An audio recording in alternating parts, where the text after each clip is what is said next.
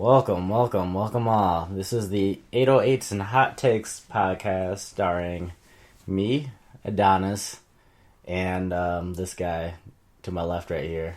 You can introduce yourself. Anthony. I'm not gonna. AJ. Jonesy. One of my many aliases. It's not really an alias, it's more of a nickname. Monkier. Black Thor.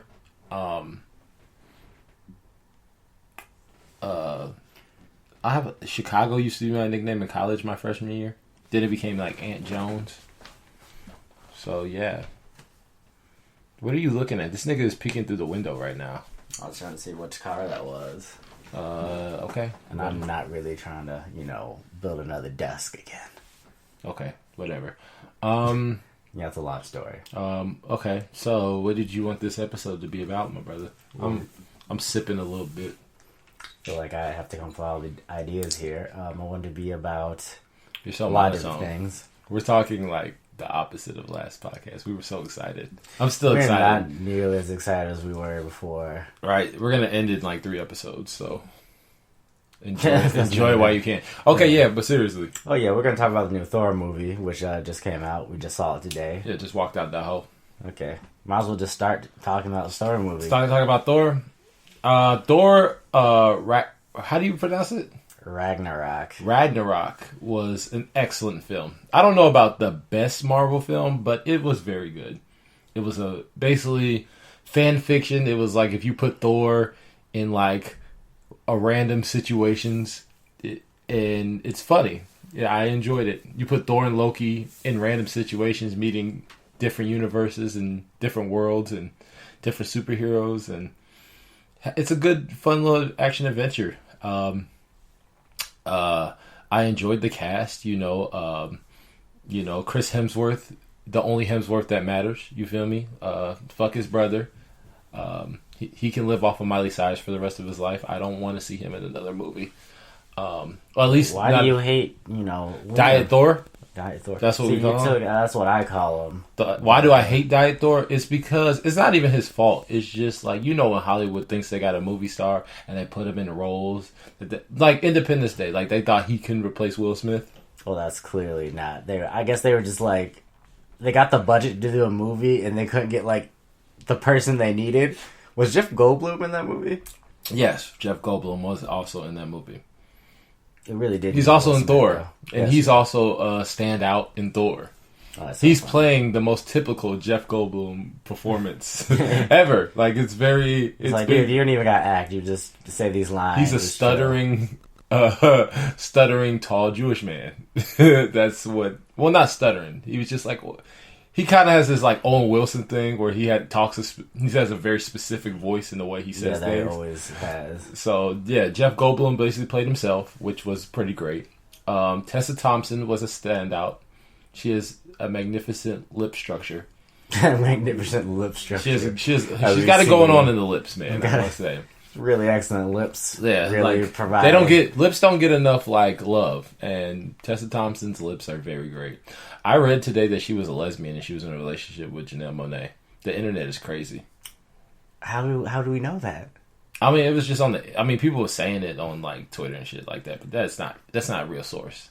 I'm sorry. I mean, did anyone have any first name? Now I want to know. So they were just like, she's a lesbian. No, it was Janelle Monáe's a lesbian, and she's been going out with a Hollywood starlet, and people were like thinking that it was Tessa Thompson. Shout out to Tessa Thompson. Like you'll be like there hasn't been very many black female movie stars.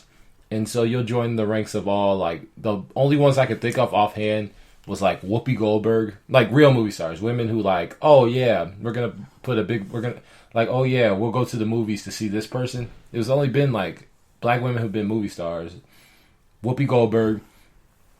Queen Latifah. Deadass serious. Like, Bringing Down the House was, like, a big movie. It was a lot. It was, like, Queen Latifah's in a movie. I guess Jada. And kind of, but really, that's what I'm saying. Like it's only been it hasn't really like been a black movie. women. It hasn't been a movie, which is like Jada Pinkett Smith is in this movie. Yeah, I mean she was in a lot of hood classics. Yeah, but at one point, but not like and then Set It Off. No, but it's not a movie. Set where It Off like, was her vehicle. Well, that she had a Queen Latifah in it too. That's what I'm saying. Queen Latifah. I mean, all her hits got Queen Latifah. Vivica Fox in it too. I'm saying, but like she ensemble cast. but she was the star. She was the top. She was the main character per se. She probably got paid the most at the time. That was before Queen was Queen. It was Jada's vehicle. You might be right, but no one just watched that movie for Jada Pinkett Smith. But I think a lot of people look up to Jada Pinkett Smith. That's true. You gotta remember it doesn't mean you're a movie star where it's like we just got. When Queen Latifah was a movie, it was like Queen Latifah is in this movie. Yes. And that's all you need to know to watch this movie. True. That's why I said movie star is like, this got this person. We don't even need a plot line. We just got you in this movie, and that's enough to sell the movie. I know. So I'm saying, like, Whoopi Goldberg, for sure. Sister Act, Jumpin' Jack Flash. There's a lot back there. Color Purple. Like, Whoopi Goldberg was on a roll. Yeah. I don't know if Angela Bassett was a legit movie star. She was always, like, very talented. There's a difference between very talented and movie star. And she was prolific. Because movie star doesn't really even equal your acting ability. No, it's it just doesn't. like, well, do you have that something? That acting ability is overrated. Can you sell a movie? Yeah. That's basically what you need. So, okay. So Whoopi, Queen, and I'm not saying Tessa is, but Tessa is, like, out of all the black women in Hollywood, she's the highest chance. She's doing the biggest work. Maybe not the most work, but she's doing the biggest work. Like, between this and Creed, she's been on a roll. So, shout out to Tessa Thompson. Another Idris Elba got to was a breakout. Mark Ruffalo should be, like, I feel like a lot of these actors, like Cate Blanchett and Mark Ruffalo, are like these Academy Award winning actors and stuff. Yeah. But they do comedy very well. I want to see Cate Blanchett I want to see Cate Blanchett in more, like, mainstream comedy films after watching this film. Like, instead of playing the Queen of England a million times, like, do a romantic comedy with Paul Rudd. Like Cate Blanchett, like, you wouldn't be in Thor. Like, how they, like, get her to do it. Well, I mean, I'm sure I'm sure Cate Blanchett is, like, typecast of, oh, you're going to do, like, these, like, Oscar-winning films. And then, not like Marvel can get anybody to do anything. That's true. So I feel like Cate Blanchett should do more, like, movies where she gets to play like a person, like an average everyday person, because she made me laugh a couple times in this film. Carl Urban had the weirdest role, the weirdest role ever, but had one of my favorite scenes. The first scene in the movie, was fucking hilarious. And the last scene, yeah. I cried when he died. I was like, this is too much. Spoilers. Just spoilers. Just keep up. Spoiler. Dude, spoiler. Stop I do not care. Okay, and what I also thought was really good about Thor was it was, outside of being like a slapstick sci-fi space opera comedy, it was a film about colonialism, and strangely, it explained why we should take Nazi statues down. No, it was the film that explained, like, if you can understand, like, we don't have Nazi statues. We have Confederate statues. Confederate statues. That's what I meant. Nazis. Like, why do we have to take the statues down? Just watch Thor, and Thor will basically be the best explanation, since you don't want to listen to black people. Thor will be the best explanation of why you take Confederate statues down. Basically, yeah, that was like your founding. That's what we did, but we don't do that anymore. That's basically it. Yeah, you can move on from your past. This is true. Basically, Odin's been the villain of Loki. Is not at first I was kind of mad that they were making Loki like this man didn't murder half of New York City, but at the same time it gave his context of Loki a little bit better in this film than the other Thor films, because basically this isn't a spoiler, but Odin is the villain of the Marvel Cinematic Universe the whole time. How do you get from what? Odin, Thor and Loki's father, is the villain of the Marvel Cinematic Universe, at least Phase 1. How? I'm going to explain to you how. Him taking over and killing Loki's family was the domino effect of Loki becoming the villain of Thor, ultimately becoming the villain of the Avengers. Ultimately causing Ultron to happen. I mean, it's a domino effect. It starts with Odin. Odin revised it. When Odin and his daughter, Hela, basically took over all the kingdoms, killed hella people, and then he wanted to erase his whole history, so he banished his daughter, created Thor, his oldest son, adopted Loki, who was one of his enemy's children. Yeah. Didn't tell him about his past until by accident, where they were taking over another kingdom in the first Thor. Yeah. So basically, Odin's colonialism and imperialism causes all the mayhem in the Marvel Cinematic Universe. Not all the mayhem, but it causes That's a lot. all That's that a to happen. Contributing factor. It's probably the biggest contributing factor because Loki is the villain of the first Avengers film, and also because of what happened, it causes Tony to create Ultron.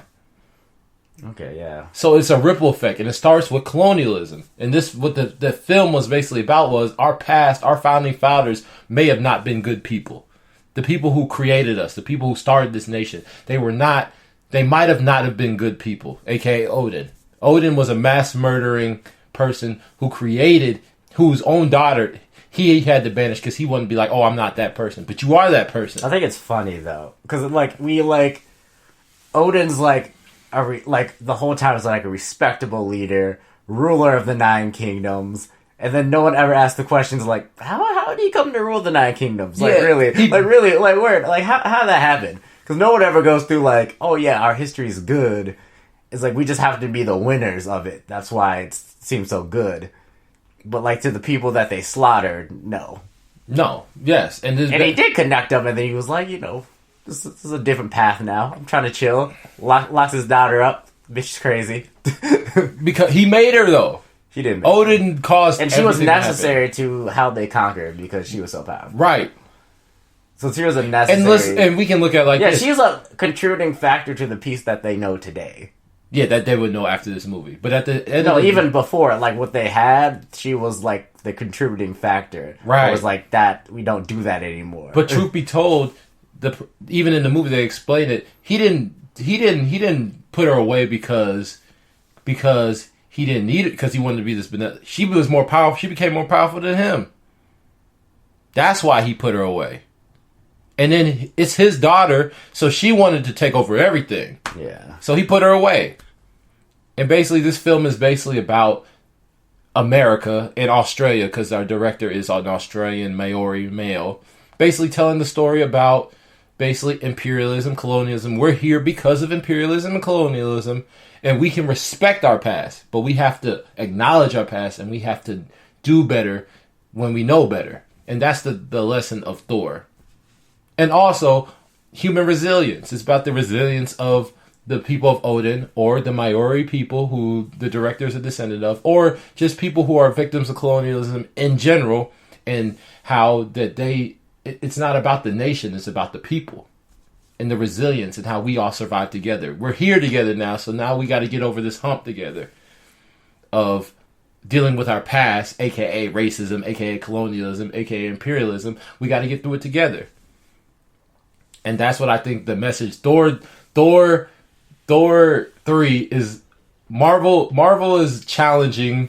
Marvel is becoming woke, which is the weirdest thing. I hate that word, but Marvel is becoming. Well, you just used it. I know, but it's a one syllable word. I literally saw a music video where someone had woke tattooed on their hand. Kalani has woke tattooed on her hand. It must have been Kalani then. Yeah, it was probably Kalani. It was definitely Kalani. Kalani has woke tattooed, but I'm okay. I don't like the word woke, but is she woke though? I don't know. I mean, probably. I don't know. I'm just saying. I won't call Thor woke. I would say Thor, just like the second Captain America film and Civil War, they're trying to be more than just superhero films. Maybe we have an agenda. It's crazy. Blockbuster films have more heart than South Park. Yeah, South Park is kind of... South Park was ironic racism. Oh, look, we're satire. South Park never had a real agenda. They just let's offend everybody, and then we'll just hide behind satire. They legit did that. They're not actually... At least Family Guy has somewhat of an agenda. Yeah. At least Family Guy was doesn't make a point... some of the points are just... Their points is don't care about nothing, or you won't look like an asshole. And then casual anti-Semitism, casual racism. Kids was legit getting bullied because they were redheaded. Yeah, because of that's South true. Park. Yeah. And we laughed at it. I laughed at it. And then as an adult, I'm like, that's not right. Like, people were making YouTube videos like, look, you have no, not YouTube, but like videos, and it's like, he has no soul.